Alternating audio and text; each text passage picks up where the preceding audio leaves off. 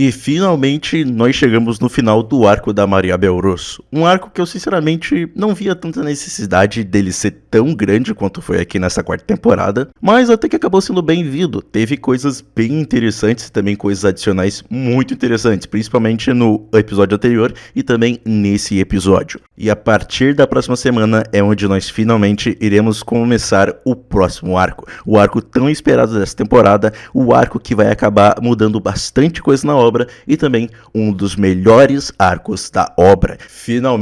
Nós finalmente iremos ver o volume 11 adaptado para anime. Mas eu vou falar disso depois, tá? Hoje a gente vai falar sobre o episódio 11 dessa quarta temporada de Tensura. Então, sem enrolação, e bora começar com esse vídeo. O episódio, ele começa mais uma vez nos mostrando como é a história da Meilin, que tudo começou quando o Véu da Nava acabou se apaixonando pela Lúcia, que é o nome da mãe dela, algo que vai demorar bastante para eles nos falarem, mas eu já vou falar aqui. Quando eles tiveram a Meilin, o Véu da Nava acabou perdendo muito de sua força. Mesmo que ele fosse praticamente o deus daquele mundo, nem ele acabou escapando das regras daquele mundo sobre os monstros perderem sua força quando tem filhos. E então ele usou o restante do seu poder para criar o Dragão Elemental, que por muito tempo acabou sendo o companheiro e também o melhor amigo da Meilin. E é aqui onde a gente começa com uma das partes originais do anime que pra mim eu gostei bastante, que foi mostrando um pouco do passado da Meilin com o Dragão Elemental, onde eles acabam ajudando umas crianças a conseguir a bola delas de volta. Nessa cena também acaba tendo algo bem interessante, que é que a Meilin nunca deu um nome pro amigo dela. E o motivo disso é porque ela sabe muito bem que ela é tão forte que é melhor não dar nome às coisas. Como ela sabe disso não foi explicado. Muito possivelmente ela tenha dado nome a alguma coisa antes do Dragão Elemental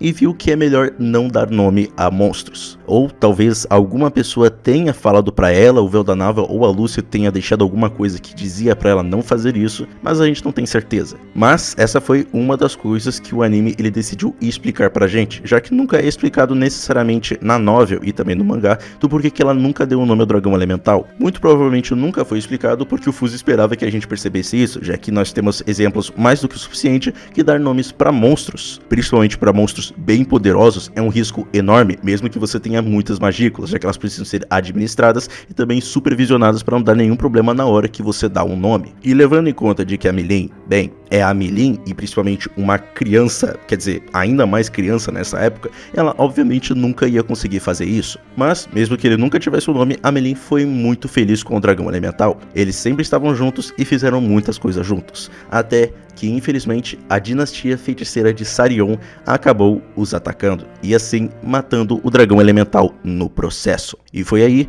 onde, num surto de raiva, a Meilin acabou destruindo por inteiro a dinastia feiticeira de Sarion, e aquelas mortes acabaram a transformando num Lorde Demônio verdadeiro. Para tentar contê-la, o Guy e a Ramire se juntaram para assim poder acalmá-la. E depois de uma luta de 7 dias inteiros, uma informação que eu não lembro se é citada aqui no anime, eles finalmente conseguiram acalmá-la. Mas acabou tendo danos irreversíveis àquela luta. Alguns danos que a gente vai descobrir só depois, mas um dano que a gente conhece muito bem é um que acabou fazendo a Ramírez ficar naquela forma infantil dela. Então, depois dela finalmente ter se acalmado, o Dragão Elemental acaba voltando à vida por conta desse despertar da Meilin. Mas, como a gente sabe muito bem, ele não voltou como o Dragão Elemental que ela tanto amava, e sim como o Dragão do Caos, com a sua alma corrompida e também destruindo tudo que via pela frente. E infelizmente, sem escolha, a Meilin acabou tendo que selá-lo. Lembrando que ela não selou ele porque ela não era forte o suficiente para derrotá-lo,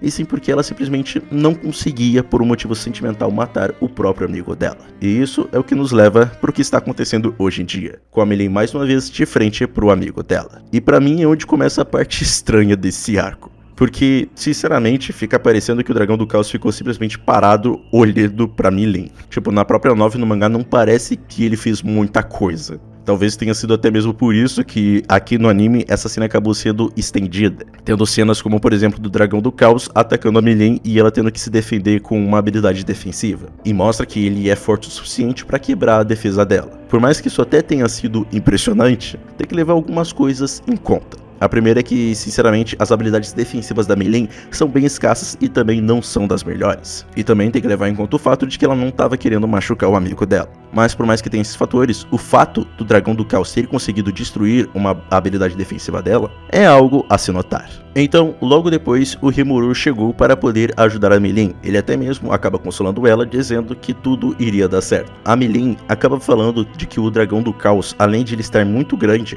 tornando impossível que ela conseguisse selá-lo de novo, ele também estava absorvendo as magículas do ambiente. E se isso continuasse, ele iria crescer cada vez mais e iria acabar espalhando cada vez mais destruição. A Milin, sinceramente, ela podia facilmente acabar com o Dragão do Caos. Só que, como eu disse, não era questão de força física ou força do poder dela. Ela simplesmente não conseguia matar o melhor amigo dela, mesmo que basicamente aquele não fosse mais um amigo dela. E enquanto eles conversam, o Dragão do Caos começa a destruir tudo pela frente. E essa cena acabou me dando um pequeno susto até, porque quando ele começou a tomar distância eu fiquei, meu Deus, será que ele vai ir pra Tempest e vai fazer exatamente aquilo que aconteceu na abertura? Ele vai destruir Tempest e aí todo mundo vai se juntar pra lutar contra ele? Mas infelizmente não, aconteceu exatamente o que eu esperava. O Dragão do Caos só começou a voar ali por perto e a destruir tudo que ele via pela frente. O Rimuru acaba se aproximando do Dragão do Caos pra saber o que ele poderia acabar fazendo, por mais que ele também não tivesse ideia. Mas, enquanto ele ficava olhando pro dragão, ele acabou avistando uma pequena luz verde. E quando ele perguntou pro Rafael o que era aquela luz, o Rafael diz que muito provavelmente era a alma do dragão elemental. E aí as coisas acabam ficando um pouquinho estranhas, porque o que dava a entender na história era de que o dragão elemental tinha se tornado o Dragão do Caos exatamente porque ele tinha perdido a alma dele. Só que o Rafael explica de que depois de dar uma pequena analisada, ele diz que apenas uma parte da alma do dragão elemental acabou sendo perdida. Uma parte dela ainda está lá e acabou sendo corrompida. Mas, como o próprio Rafael diz, a sua essência original acabou sendo perdida. Ou seja, o dragão elemental por completo já não está mais lá, o que ficou é só uma parte dele. Mas isso significava que dava para dar um jeito nele sem ter que matá-lo. Por isso mesmo, o Rimuru acaba indo até a Milin e pedindo para que ela começasse a atacar o dragão elemental. Ela obviamente ficou muito hesitante com isso, já que além de ela ser muito forte, se ela acaba fazendo besteira, ela vai matá-lo. Mas o Rimuru, numa cena bem da hora, diz que ela tem treinado para conseguir se conter e também diz que o amigo dela estava dando tudo de si para conseguir se controlar, então ela devia responder na mesma altura. E como essas palavras estavam vindo do Rimuru, sinceramente um dos únicos amigos da Milin, obviamente ela acabou aceitando isso. E por mais que o Rimuru ele tenha feito um discurso bem da hora, ele também acabou ficando muito ansioso com isso, já que se ele falhasse, isso iria acabar magoando a Milin e muito. Então, a mano do Rimuru, a Milin usou o Dragon Buster. E por incrível que pareça, mesmo que obviamente tem aquele mesmo fator de que ela tá obviamente se segurando, o Dragão do Caos estava conseguindo sem nenhum problema defender dos ataques da Milin. Que, como eu disse, por mais que ela esteja se segurando, é um feito bem notável dele. Então, enquanto eles estavam ocupados lutando entre si, o Rimuru se aproveitou disso para chegar até o núcleo do Dragão do Caos. E numa pequena cena, ele mostra a dificuldade que o Rimuru estava tendo, já que as magículas dele estavam sendo constantemente drenadas. Mas, depois de um tempo, ele finalmente conseguiu chegar ao núcleo do dragão verdadeiro. E por algum motivo, o Rimuru tá desse jeito. Não sei porque o diretor e os animadores decidiram deixá-lo assim, mas beleza, né? Tranquilo. E ele já acaba se deparando com um pequeno problema. Purificar o núcleo do Dragão do Caos não seria tão difícil assim. O problema era que o núcleo estava com muita malícia por conta da habilidade da Mariabel. Mas olha só que coincidência, né? Bem na hora que o Rimuru chegou no núcleo, toda a malícia da habilidade de ganância da Mariabel acabou se esvaindo. Isso porque naquele exato momento, o Yuki tinha matado a Mariabel e também roubado a habilidade dela. Uma coisa bem conveniente, mas de que o Rimuru aceitou de bom grado. Então ele se aproveitou daquilo para poder proteger o núcleo do Dragão do Caos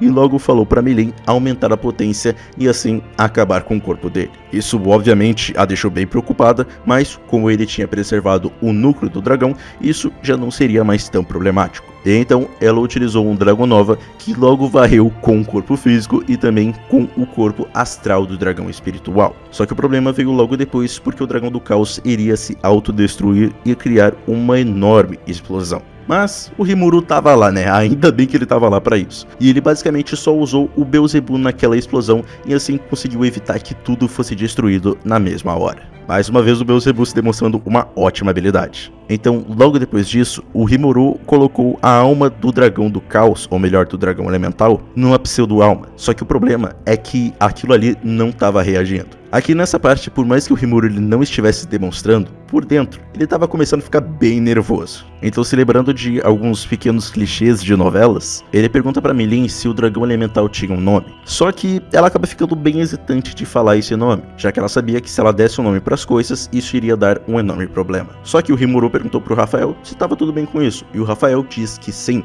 Então, depois dela ter hesitado bastante, a Milin diz que queria dar o nome de Gaia para o dragão elemental. E aí então, depois do Rimuru ter juntado a pseudo-alma com também um núcleo, acabou resultando num ovo de dragão. E isso acabou funcionando. Assim, oficialmente, o dragão elemental tinha revivido, de certa forma. E assim, o Rimuru conseguiu juntar a Milin mais uma vez com o seu amigo, ao qual ela perdeu há muito tempo. E cara, essa cena da Milin, ela muito feliz e até mesmo agradecendo ao Rimuru, dizendo que dava pra deixar tudo com ele, é uma cena muito boa, cara. Sinceramente, a relação do Rimuru com a Milin é uma das melhores coisas de Slime. E também o fato de que essa parte do passado dela finalmente acabou sendo trabalhado é muito bom, cara. Na minha opinião, o anime trabalhou muito bem com isso. Tipo, não tem como você não ficar com dó da Milin. Ainda mais pelo fato de que, bem, ela é uma criança. Por mais que ela já tenha milhares de anos, ela tá meio óbvio que ela nunca vai amadurecer. Então, depois disso, nós temos uma pequena cena da Cagalli reclamando pro Yuki por ele não ter contado nada pra ela de que ele estava fingindo o controle mental da Maria Bell, inclusive falando até mesmo do fato dele ter roubado a habilidade dela. Ele responde dizendo que confiava na Cagalli e de que também não exatamente ele tinha roubado a habilidade da Maria Bell, e sim de que a ganância, a habilidade dela, tinha escolhido ele. A Cagalli então acaba falando sobre o plano da Maria Bell, dizendo que era algo bem precipitado, pois se ela por acaso realmente conseguisse matar o Rimuru, isso iria acabar resultando na ira do Veldora, além de que por conta da atitude dela de ter libertado o Dragão do Caos, também iria acabar resultando na ira da Milin. Mas o Yuki, ele logo acaba explicando de que na verdade a Maria Bell tinha um plano para isso. E isso tinha a ver com a Luminous. Ela já sabia muito bem de que a Luminous estava usando o Lorde Demônio Valentine para manter a identidade dela em segredo. Além disso, a Maria Bell também acreditava que eles iriam conseguir se reerguer dos danos. E também uma outra coisa que ajudou ele a descobrir isso foi o fato de que alguns capangas que ajudaram a Maria Bell sabiam usar magia sagrada. E isso tudo era graças ao Granbel,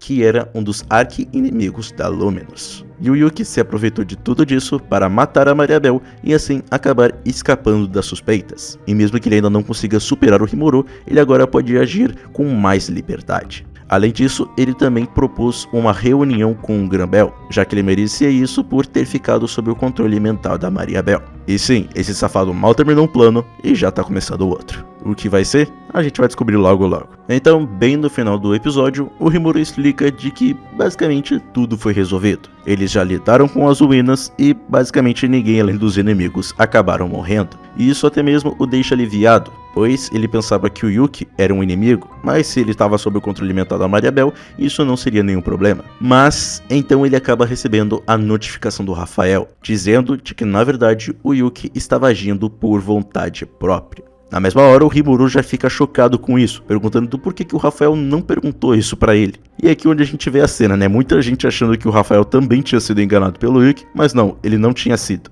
Ele só acabou omitindo esse pequeno fato pro Rimuru. O Rimuru logo pergunta pra ele do porquê que ele manteve isso em segredo. E o Rafael explica de que era por causa dos princípios de conduta do Rimuru.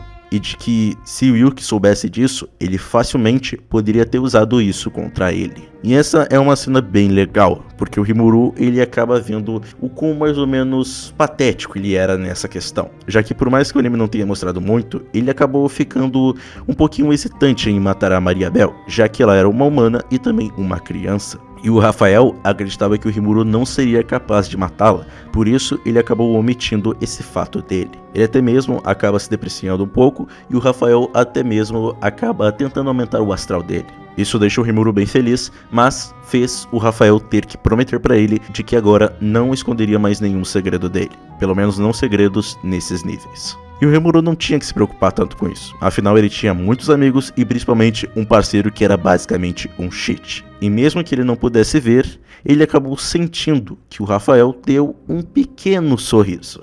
E então, para finalmente terminar com o episódio, o Granbel acabou recebendo a notícia de que a Maria Bell acabou morrendo. E aqui é nessa hora em que o Gran-Bell simplesmente deixa de ser um herói e enlouquece por completo. Porque para ele, a esperança da humanidade foi destruída. Sim, para ele a Mariabel era a esperança da humanidade.